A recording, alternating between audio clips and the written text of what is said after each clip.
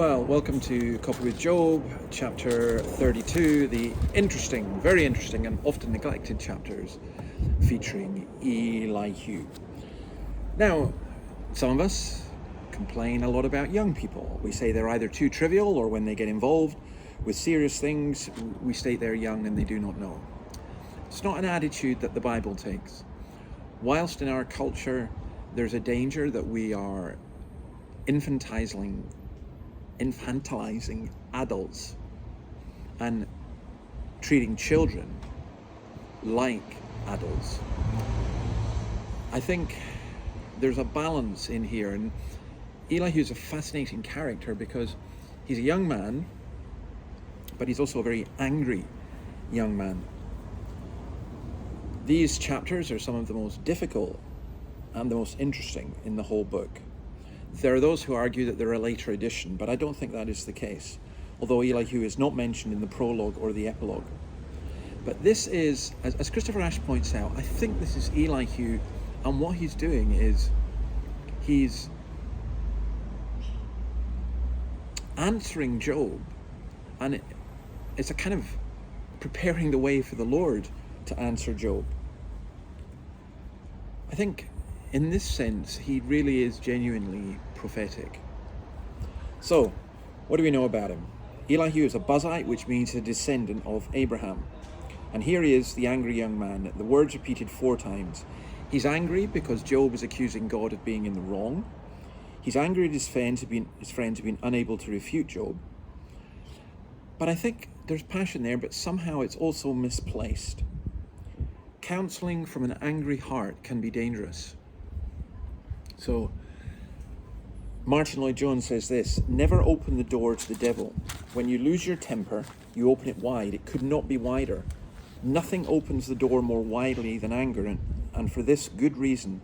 The moment you are controlled by your temper, you are no longer able to reason, you are no longer able to think, you no longer give a balanced judgment, for you are altogether biased on one side and against the other side. Is there anything that leads to more trouble than anger? Things said in a bitter and angry moment. You would almost cut your tongue off if you could to get them back. And sometimes, though forgiven, they leave permanent wounds and scars. What havoc is wrought in this world by sinful anger? How true is that? How true is that? Angry words. In verses 6 to 22, and we're going to come back to all of this, he comes across as a bit arrogant and, dare I say it, also a bit long-winded. I think he lacks pastoral warmth. There's a great deal of theory in a lot of what he says. We must not take great slabs of truth and use them to hammer people. In such distress, tears of fellowship with suffering are far more profitable than lectures in harsh theology. Maybe there's a sense in which, I don't know if it's true of Elihu, but we can have the doctrines of grace in our minds but not apply them in our hearts. I think, as we see, there's also a little bit of egocentrism in there. 19 times he uses the word I or me. I think he's patronizing at times, and I think he uses the language of modesty at times to disguise arrogance. He never offers to pray with Job. He doesn't know everything. He doesn't know about the heavenly court. He doesn't know about Satan. He doesn't know the real reason behind Job's suffering. And yet, Elihu is also right. He's a good listener. He's courteous. There's deference for age and experience. And he tells the truth.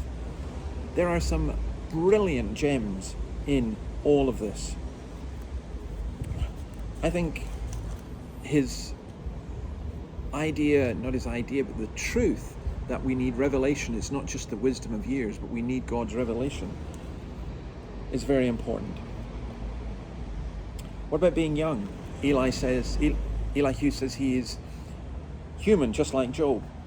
We need to know our weaknesses, especially if we are to teach others. And let me also say this: I'm not utterly convinced that his anger is always wrong. Zeal for God and his truth are important. I would rather have an angry young man than an insipid, careless one. Sometimes we need people like that to challenge us. He's very direct.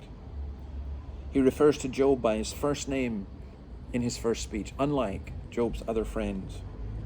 There's a sense in which preachers have to be as bold as brass. summons Job to court, which is what Job wants. Mind you, perhaps in Elihu's mind, he's everything in this court: prosecution, judge and jury. So we've already got someone who's a complex character. But I come back to this. I wish we had some more passionate young people in our churches who were passionate for the gospel, who didn't just buy into what was said, who were concerned for the glory of God, and who were prepared to challenge their elders as well. Give me a young man or a young woman with passion and a love for the Lord, and I think they'll go a long way.